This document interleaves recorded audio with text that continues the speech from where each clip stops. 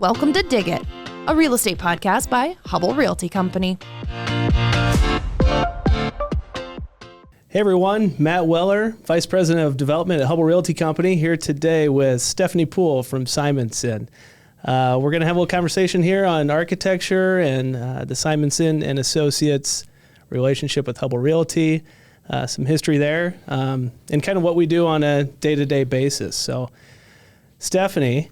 Yes. I gave you a very informal introduction there, so kind of what do you do at Simonson? How long you been there? Kind of tell us a little bit. Yeah, I've been with Simonson for 10 years now. Congrats. Thank you. A decade. Thank you. Yes, it's been wonderful. Time flies when you're having fun. Right. Hooked up with Hubbell, probably 2014 was my first project with you guys. Brought on board with Sadie. Was that Aventura or what was that? Yeah, that was my first recollection of you. Yep. Okay.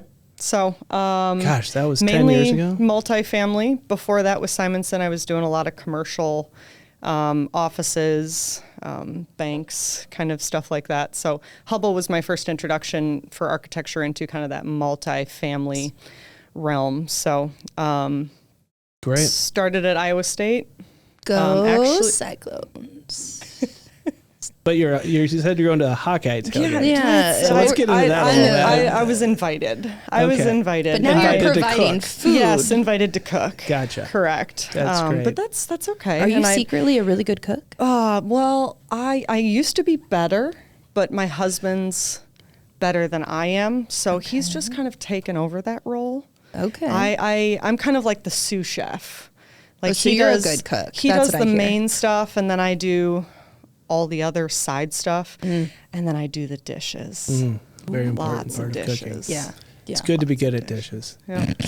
But So you're a Cyclone fan, Cyclone alum, but Hawkeye you get drug into, but you forced it. It's not a choice. Yeah. My husband's like, we should wear Cyclone gear. I'm like, no, I don't know if that not really there. sounds like a great idea. I wouldn't recommend it. So we're gonna go neutral. Love that. Yep. So Iowa State, can you rewind us to a little college days and kind of how you got started on the path to being an architect with Simonson? Yeah, I actually started in engineering.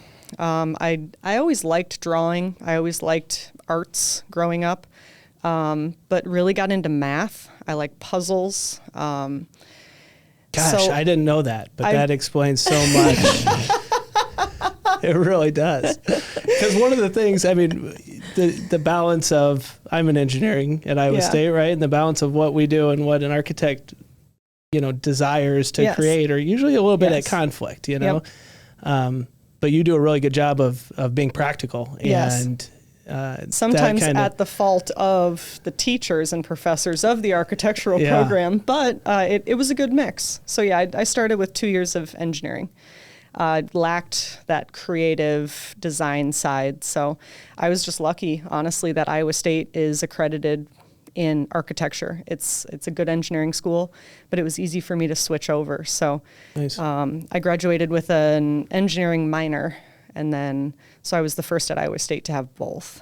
An engineering minor. The first ever? Yes. So back then, the minor engineering program, or minor in engineering, was a new venture for the college. So I legitimately just had so many credits that I could not cross over that it made sense for me. I'd love to know how many people have done that since.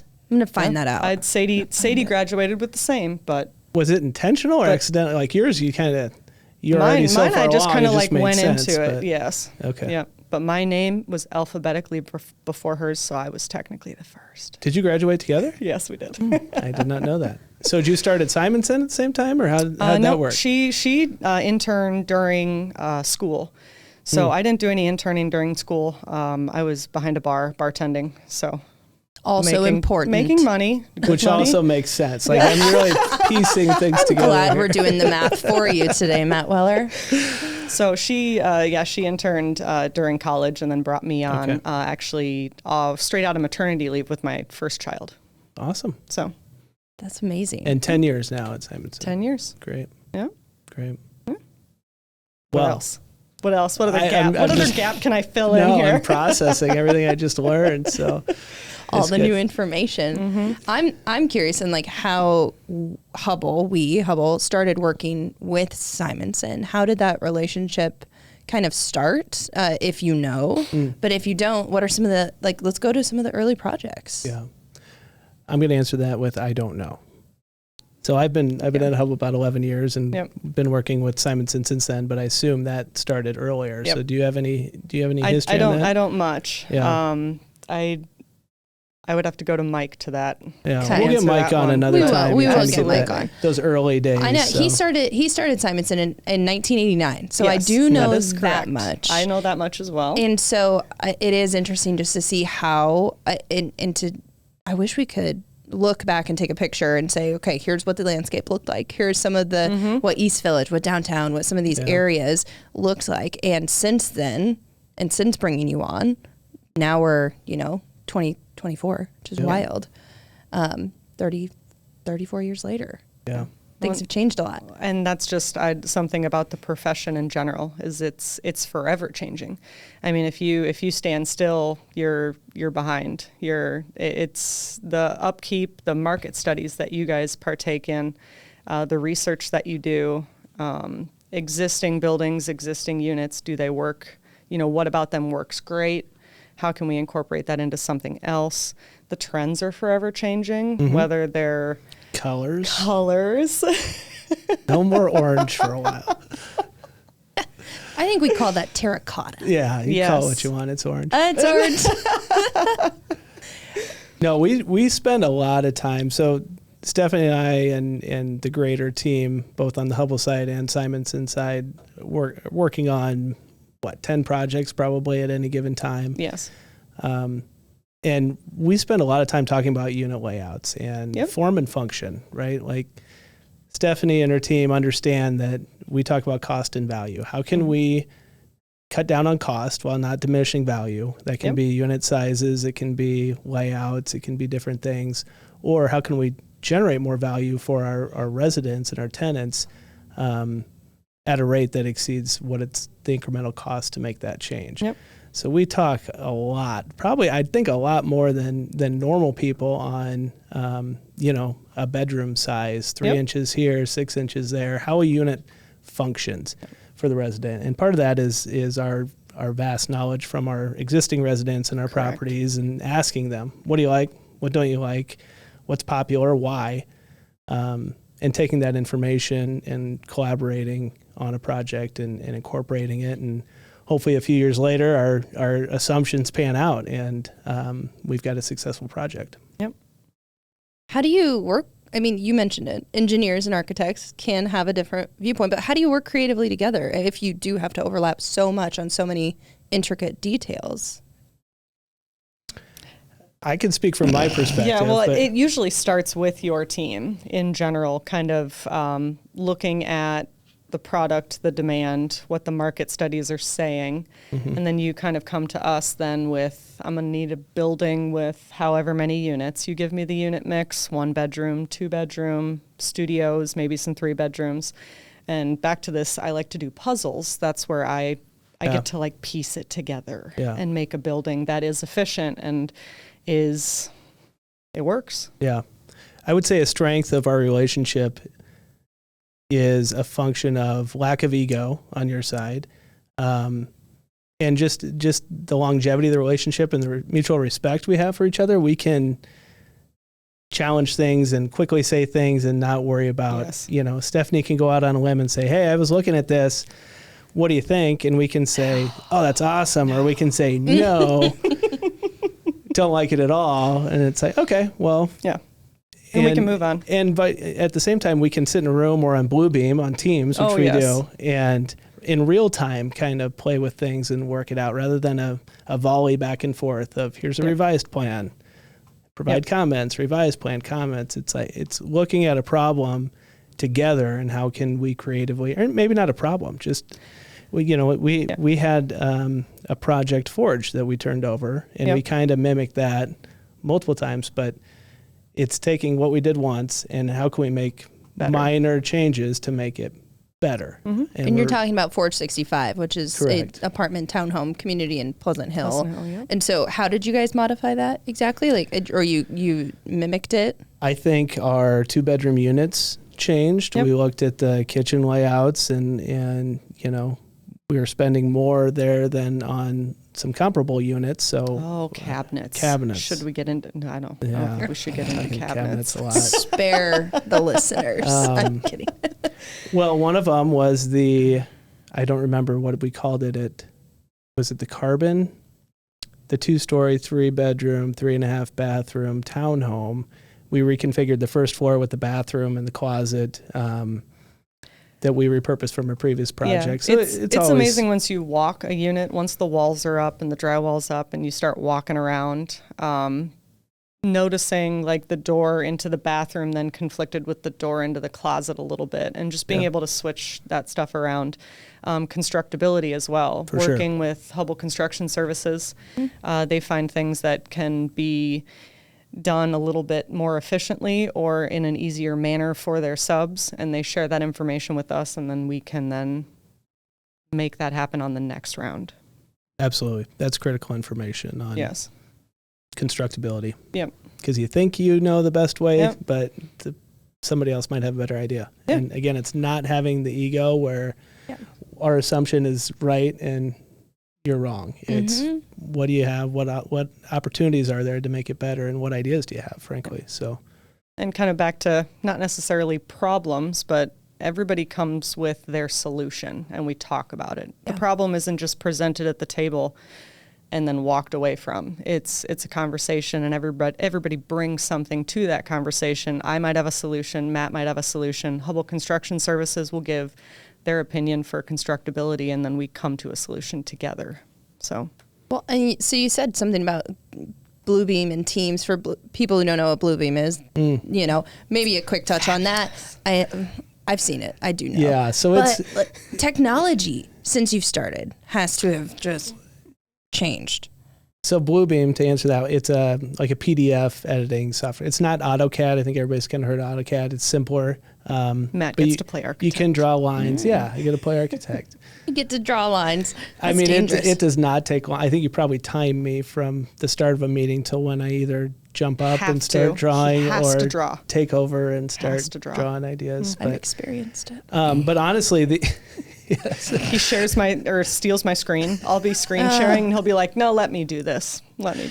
He'll steal my screen. But in a collaborative way. In a creative, collaborative way. Absolutely, always. Again, it goes back to the ego. Like, you could get offended, but this is how we work, and we're sharing ideas. And the sheer joy in your face when you get to Bluebeam is totally worth it. Yeah. So in terms of virtual meetings, yes, those really... We had them before COVID, obviously really kicked up post-COVID. But in design meetings, they're not a bad thing. Mm-hmm. I still kind of gravitate towards them. We meet bi-weekly with the team, creator team, and talk through all the projects we're working on. Yep. But if you're talking specifically design and trying to improve something, it works better when everybody's looking at their own screen and everybody can kind of play on their own. And so, that's definitely helped our ability to streamline improvements. Absolutely. And especially when there's something you can't really explain via email. You just, let's hop on a call real quick and you can see it. Yeah. He'll steal my screen and we'll draw away. She exaggerates. I doubt it. So how many projects is Simonson working on right now? I mean, just on the grand scheme of things, like not just Hubbell, obviously, where, you're across the board working on so many different, just I interesting probably projects. Couldn't even begin to fathom the amount of projects. I mean, what's nice about Simonson, it's a smaller company, but we all kind of work in our own little niches. Mm-hmm. So we have a healthcare niche with Diane, and we have the multifamily, and then we have kind of our bank niche, office niche with our interiors group. So honestly, we all kind of function as our own company within the company, if that makes sense. Totally. So it's hard to keep all the other projects on the radar, but it's plentiful. We're doing well. We're staying busy, which is always a benefit. Yeah, I think we're probably working on probably a dozen. Just between the two. Yep. Yeah. Yep. That's wild. Which is a lot. But the lifespan is 4 or 5 years, really, from inception to construction completion. Yeah, and we got maybe 3. Some in schematic, some under construction. So another service that Simonson provides for us with Alan is like fit planning and massing. So when we're early stage conceptualizing, he's kind of got that creative idea of looking at the site. You know, civil engineers do that too, but he's a little higher level. You know, how can our engineering versus design? Yeah, these puzzle pieces, which you kind of have our puzzle pieces because we repeat, you know, kind of what we're doing, and how they fit on the site and work together, and that helps our initial underwriting with the massing and understanding if we think we have a viable project or not. So. And then recently we've been starting to talk about some interior design. Historically, we've kind of kept that on our side. Mm-hmm. We're working on incorporating that on a project moving forward. So it's really kind of 3 different facets now that we're discussing. Yep, Simonson and Hubbell, absolutely. Yeah, Alan does great work up front, and he always kind of helps. Just kind of like you said, get the ball rolling, get just a preliminary site layout. He's familiar with all the zoning and parking requirements and setbacks, and so he can kind of get us rolling, so then we can get some footprints and I can start doing my portion, and I can start getting unit mixes or programs from the development team. So, totally. But yeah, we're excited about the interiors. Very excited. I mean, one of the other things that was on the list of services or like areas of specialties for you guys is master planning. Obviously, Hubbell's done their own fair share of that as well. But I mean, what are your unique views on just master plans in general? I mean, just as they're humongous projects. Yeah. It's just one of those things where I'm like, I personally, which I do not have an architectural background, an engineering background, any of that, but it's hard for my brain to wrap around all of the different moving parts that go into master planning, especially in the early stages. We really get into that. I don't know that we've done master plans with Simonson. That's been some other firms. That historically has fallen outside of my lane. You know, like you said, it's a different skill set. So Caleb in land development has worked on that, and Joe, obviously, Petrozinski on Gray Station. So the next one, whatever the next one is, maybe I'll be involved in. Okay, but up to this point, it's been outside of my lane. Yeah, I would second that. Deal. We've worked bad with question. The Iowa State stuff, the new Iowa State mixed use area. We've helped out with the Waukee. That new Target development and all that out there in Waukee. I heard they opened. They did yesterday. It's out of my lane. That's like the. I mean, you live in Adel, you know how much it's been talked about. It's a big deal. Well, I used to have to drive 25 minutes to get to Target, and now it's only. Oh, I used 15. To live 2 blocks from the new Target in Waukee. Yeah. I'm glad we moved. Yeah, no, it's a big deal. Good idea on my part. What are some of the exciting projects that you guys are working on together right now? Can you highlight one? What are you guys most excited about, or what are you having the most fun with on those Bluebeam virtual calls? I'll answer first, then you answer. I would say Catalyst is one that's very exciting. You know, several projects are kind of reiteration of the other, some more suburban. Catalyst is unique, and it's huge. It's, massive. We are, what are we at? Kind of 60% design at this point, so working towards getting to a full design set. So I guess I'll elaborate on that a little bit. Yeah. We kind of chunk design into, how are we on time? No, you're totally fine. Chunk design into different sections. Yes. So we say there's a 30%, and then a 60%. And really 30% is the bones of a building, an elevation, unit plans, just kind of getting general massing, sizing of the building. City stuff, for site plan approval. 60%, that's when you're engaging a structural engineer, right? And then permit is when you're taking a 5-page or 10-page drawing set into a 30, 40, 50-page drawing set with all the details on. Like how Stephanie started laughing on that. And it's the 5 pages. It's a lot. So, and you price at all of the stages to an extent as well. Make sure you're tracking along with your budget, and you don't need a pivot. Yep. So So yeah, Catalyst, I'll let you elaborate a little bit, but I think that's the most exciting one for me. I like Catalyst is fun because it kind of takes that green belt that kind of runs through Gray's Station, and it ends at the clubhouse that is within kind of this U shape of Catalyst that takes up the entire kind of block. Mm-hmm. So I think it's going to be a lot of fun. Yeah, it's bordered on the north by. Well, it's bordered by Tuttle and Murphy, correct. And then on the west by 16th Street, which is across the street would be the Global Plaza, and hopefully a soccer stadium. Yeah, the Pro Iowa Soccer Stadium. They're making some momentum on that. I mean, it sounds like everything's moving. It'll be right there. It'll be right there, and it's apartment community, correct? It is. It's got some townhomes as well, but it's primarily multifamily rental apartment. Gotcha. Building steps. We've got some rooftop patios planned for, where those units kind of step out to the roof that steps down as it goes. So very excited. I'm also excited about Sagebrook to be in Nebraska. Yeah. Yeah. That's exciting. Good plug there. We did get our first multifamily in Omaha started a couple weeks ago, a month ago maybe. Yeah, that'll be a good one. Yep. So and that's our first one. That's our first multifamily out there for Hubbell in general. So I think it's just really cool to see us move into a new market and bring, longtime partners with us, but also make new connections while we're out there.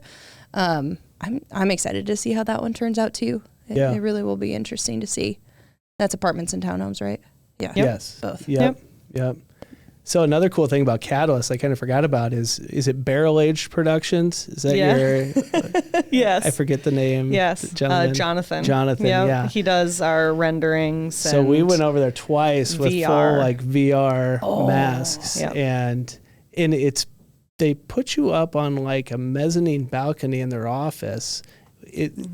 Thanks for the it's plug. Somewhat hazardous. We offer VR capabilities. So it's a lot of fun to... with Catalyst especially, we were just kind of talking floor to floor, and I'm going to get kind of into the sausage making here, but you want your floor to floor within the units to be relatively efficient. But then that connects straight into the clubhouse, a multi-story clubhouse. Oh, cool. So then usually for a clubhouse, you want the bigger ceilings, the taller ceilings, the tray, and maybe 2-story spaces. So we just expressed concern as to, are these ceilings going to be too low? So we put the goggles on and walked through it, and you can actually feel what the space feels like. Yeah. And I think we were all really happy with it. Absolutely. So. No, it goes to what you said about, floor plans and units. Until you build it, you don't really know how it feels. And now we've had this capability. But this kind of gives you a way to experience the space That's in sweet. VR before. Why haven't you invited marketing over to that meeting yet? Okay, you got me. Usually there's lunch involved too, so I'm really prone to say we like feeding people. Well, that's why Matt loves you. I see now. It all makes so much sense. It all makes so much sense. I was going to talk about the burger bar, but that's probably not tough. It's a hit, apparently. What is it? What is it? Red Robin? Red Robin. Oh, man, it's pretty good. And they bring in all the fixins. You can get fried onions, jalapenos, anything that you could possibly want to put on a burger. He's ours, Stephanie. You can't have him. He's an engineer, so you can't go there. So you use that. It's kind of I didn't directly work on it, but the Iowa Savings and Trust Bank that that was a big Hubbell component. Construction Services. Yep. They use that in the design quite a bit. I'm going back to the VR. Yep. With the client to make sure they were getting kind of what they wanted. So, a lot of different aspects. Excuse me, in a bank, that retail, when people walk into the retail of the bank, the client could see that in live. You got to get it right. Real space. You get one chance to get it right. And if this is a tool that it's not perfect, you're not in this, but it gives a little higher level of confidence in what you're planning is really what you're wanting to accomplish. So it's good. Well, it's exciting to hear how many projects are coming up on their horizon too, because a lot of these we haven't really announced. We can't yet, but there's a lot more to come with some of the opportunities that there are both in multifamily and beyond on the project front for us. So I don't want to cut you guys off, and I know you could nerd out on Bluebeam and everything else for days and days and days. Is there anything else that you guys wanted to talk about that we haven't covered before we jump into Off the Rails? Matt's favorite part? No, I think we covered it. I mean, we kind of talked about how we work together and collaborate, and it's a good partnership. So absolutely. Yeah. I personally, your renderings are lifesavers, just because from a PR media standpoint, people want to see what that project, they don't want to just hear about it. They want to see what is that, what does that look like? What does it feel like? Is that somewhere where I could see myself living? And so when I see those come in our door, it always gets me about 10 times more excited about the project than I have to give Megan a shout out then, because she does all of those for me. So they're awesome. Yes, she's fabulous. Awesome. Okay, off the rails. You ready to go? Who's first? I'll let you two decide. What's one of your favorite comfort foods? That's easy. I love all comfort foods. But you have to choose. What's one of your favorites? It's top of mind because I wanted to have it last weekend. Beef stroganoff. What do you make your own? I have. I don't typically, but what do you make it from? What do you mean? When I make it from? They have, the ingredients, jarred? No. Oh yeah, so that's you making it from yourself. No, I order it. Like I get it at Club Car. Oh, okay. A little plug for Club Car. Gotcha. They've got a good beef stroganoff. Unofficially sponsored by. But when it's 85 degrees outside, it feels weird. Yeah. So we're I'm so excited close about to fall, soup season. So close. My household is already in. Oh, you are? Yeah, we do a different soup every Sunday once football starts. Every Sunday we do a different soup. See, we have a chili. We have a chili temperature. Like you can't make chili until it's 55 or below. We had it. We haven't done chili yet. We had it like a week ago. But it was like that dip. Yeah, that little dip in temperature. And then it got 90 again. So. All right. Favorite comfort food stuff? Anything with melted cheese. I probably got to go pizza. How about just queso? Oh. Yeah. Is that a comfort food or is that just a vice? Melted cheese. Just melted cheese. That's it. But like a really bread. good grilled cheese. Yeah. Like a really good grilled cheese. Yep. Mac and cheese. Yeah. Yep. I could see that. But I'd probably have to go with pizza if I had to pick one. Like just cheese pizza or toppings? I like all sorts of toppings. So, I mean, I'm a supreme girl. Okay. But sometimes, yes, you are. We make mushroom pizza. Oh, yeah. Huh. Oh, that'd be It's good. just cheese and mushrooms. Yes. Wow. Here for it. All right. Well, now. Hold on. I'm going to elaborate on this. Okay. There's a follow-up question to this question. And it's a shout out to the first podcast, which I believe included Rick. Mm-hmm. And that question was favorite pizza. It was pizza or tacos. And his was Casey's Pizza, if I recall. So what's your favorite pizza? Oh, goodness. Honestly, I like making it at home. Homemade. So we Do you go have over a pizza oven?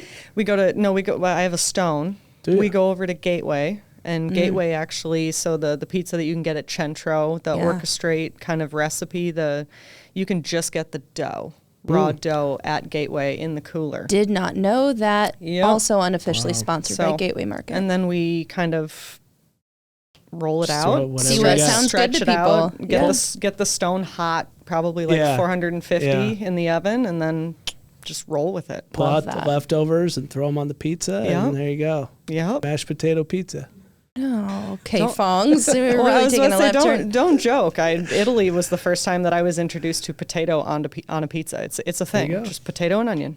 There you go. And it's delicious. Carb on carb. I'm never going to say no. Why not? No.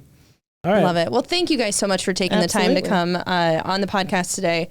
Simonson, you guys are just an awesome partner. I know that we're just continually always looking forward to working with you and seeing what project comes next, because Matt's got a lot of works, a lot of them in the pipeline. Yes. Working away. Thanks for volunteering to be here. Absolutely. I appreciate the opportunity. Awesome. Well, you can catch Dig It, a Real Estate Podcast on YouTube or wherever you listen to your podcast, Spotify, Google, Apple, you name it. Till then, catch you next time.